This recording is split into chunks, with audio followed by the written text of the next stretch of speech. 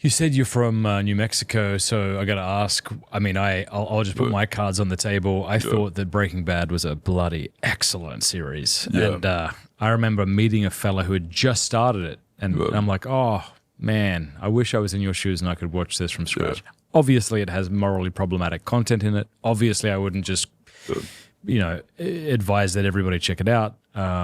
But a really well-written story. And I asked you, is Albuquerque, does it look like Breaking Bad? You said yes. What a beautiful part of America, huh? Thank you. It is very beautiful. I know I've been there before, but I don't remember when.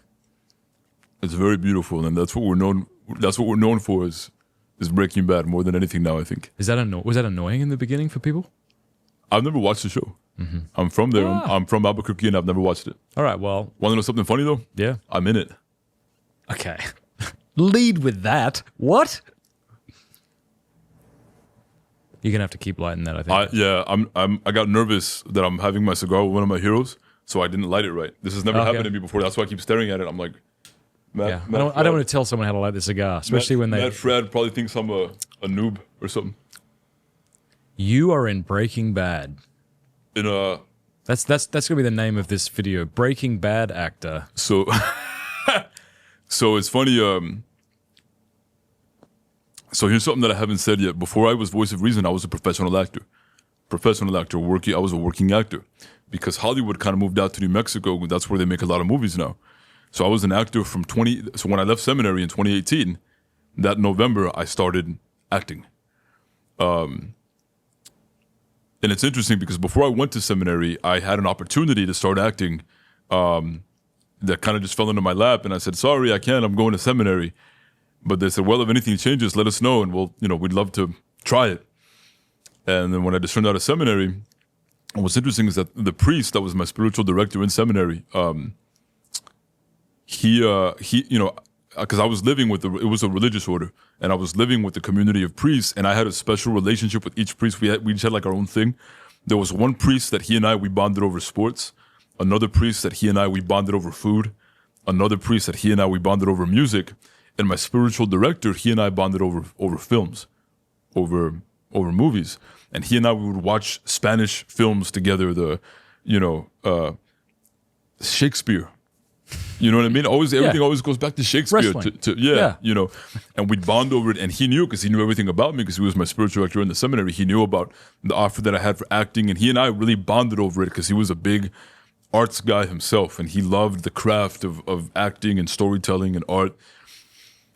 And when I left the seminary, he was like, hey, you should really try that. He said, I think you could do it. He said, I really think you could do it. Like, go and give it a shot. Because he said, I would hate for you to get ordained, get an assignment, and then somewhere down the line, you start to have regret, and then you regret that you became a priest because you didn't try this when you had an opportunity. He said, not many people have opportunities like this. He said, go. He said, I think you should go and try it.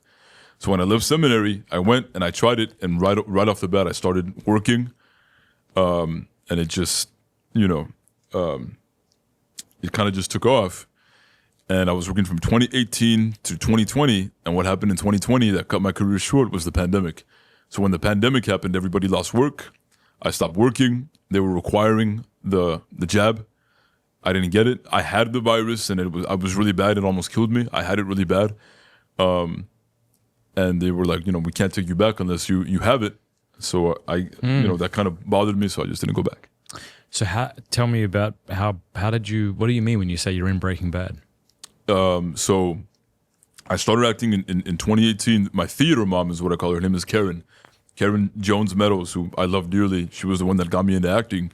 Started doing theater, started doing auditions, and I started doing movies, television shows. And because, Breaking Bad is made in Albuquerque, it was Breaking Bad, and then they have the spin-off, what is it called? Better Call Saul. Yeah. Better Call Saul is what I'm in. Call Saul. Okay. Better Call Saul is what, yeah. So I did that. And what do you mean you did that? What role did you play in that? I played one of the mafioso bodyguards of the. So the funny thing is, I've never seen either show. What? I've never seen either show. I've never watched it. So I'm on TV and I've never seen it. Why wouldn't you watch it? Because I like to read books. I don't know. You're a very different person. You don't want to get married. You don't read your YouTube comments. You've been in Better Call Saul and you've never seen it. What's so funny? So my followers, they know that I'm in that show. And it happens maybe at least weekly where someone will message me on Instagram and say, I just saw you on TV. Was that you? And they'll send me the picture of it. And they, and like other content creators that they didn't know, because I don't really talk. Well, it seems like I talk about it a lot more now because it comes up when I just tell my story. But they'll see me on TV and they'll be sending me pictures. They'll make videos. Like other Christian content creators have made videos. Voice of Reason Exposed. Okay, I need to see this. This is wild. So let me tell you something. I will, yeah. Let me tell you a funny story. So when I started working with Michael Lofton, I started doing streams with him regularly, right? We would do streams, and he and I did a stream one day. If you're anything like me, you sometimes reach the end of summer feeling a little spiritually drained and in need of rest. That's why I'm excited to tell you about St. Michael's Lent with Exodus 90. Rooted in an ancient tradition practiced by St. Francis of Assisi, this 40-day journey was born out of his deep devotion to St. Michael the Archangel. So, men, join us on August 15th for St. Michael's Lent and get ready to fight the good fight. That's exodus90.com/Matt. And after the stream, we did it in the morning, and then after the stream was over, we said our goodbyes and we each went about our day. All right. Well, after the stream was over, he went and he went to go have lunch, and he put on the TV and Michael Lofton. Yeah. And Better Call Saul and Breaking Bad are his favorite shows, so he puts on Better Call Saul, and he sees me in it. So he called me. We had just done a stream like 2 hours earlier, and he calls me and he goes, "Bro," he goes, I just saw you on TV." Is that you? That's me. Raul? This is crazy. And he calls me. What's crazier is you don't seem to think it's crazy. It's pretty crazy. So Michael Lofton calls me and he goes, "I was just having lunch," and every time that he has lunch, he and his wife they'll watch that show because this is his favorite show. It's a lovely show. And he saw me, and so he said we need to do a stream where we talk about this. So I did a stream with Michael Lofton where I'm that outfit in that picture. Yeah, I put on that same outfit and I wear it and I do a whole stream with Michael Lofton where I'm in character, the character of Raul, and he like reveals it to his audience and he plays the clip of it of me in that show. So it's how long were you? I mean, how in the movie? How many? Not that you would know because you haven't seen it, but how many minutes are you playing on screen? I think it was only just briefly because whenever people send me, it's always that picture that they send of me. It's funny because all of my you look good.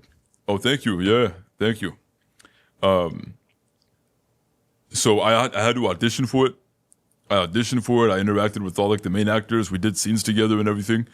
And the thing about the movie business or or film, or television is that the vast majority of the things that you do gets cut out. Yeah. And I've always had this problem with directors is, I'll say lines and the director's like, they say, "I don't like your voice." Do you think some of them think you're putting it on? I don't know. I don't think so because they get to know me and they talk to me what it is. They say your voice is too distracting. Yeah, okay. And it's when you're on set and you see how they work and how they operate, they're so meticulous. If there's like a little something in the shot that's like no one would even notice, and they fix it and they said no, take that away because that's not going to work. That's going to ruin everything. It could be like a vase or something or whatever. And I've seen arguments where directors and producers will have an argument over if a vase should be here in the shot or there in the shot. And they'll go at it for like 20 minutes and somebody wins and somebody loses. So it's so meticulous. And the problem that I found in acting was that my voice actually hindered me more than it would help me because they said your voice is too distinct and it's going to distract from the story. Yeah. They said it's, with people, when they see you on TV or on the movie or whatever, especially because you're not the main character. Yes, they're going to be like, you're going to distract from what's going on. So my lines would always get cut. Do you remember what lines you had? Oh yeah, like in that scene. So I guess and I don't even know the characters' names. I think his name is Lalo or something like that.